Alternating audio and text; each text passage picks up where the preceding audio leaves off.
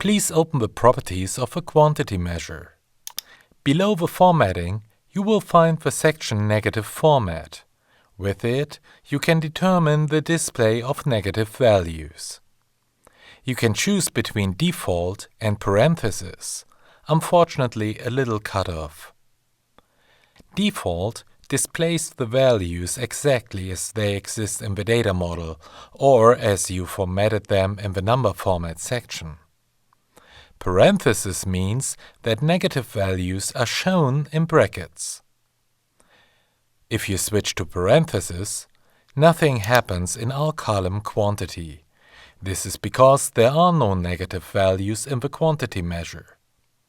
But we can change that so you can see the effect. Drag the measure quantity again from the master measures into the table and then click on Add Quantity.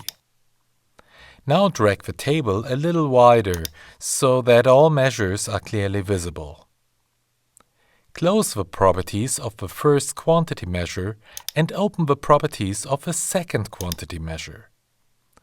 Now click on the link symbol behind quantity in the measure field. Qlik Sense asks if you really want to separate the measure from the master items. Confirm with OK. The measure is no longer a master item and can be edited.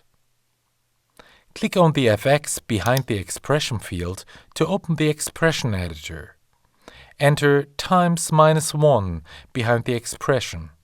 This will reverse the sign of the measure and we'll get negative values. Now switch negative format to parentheses. The negative values are now displayed in brackets. If positive values were also contained in this measure, they would be displayed normally. We can now remove the second quantity measure again. In the next videos, we don't need it anymore.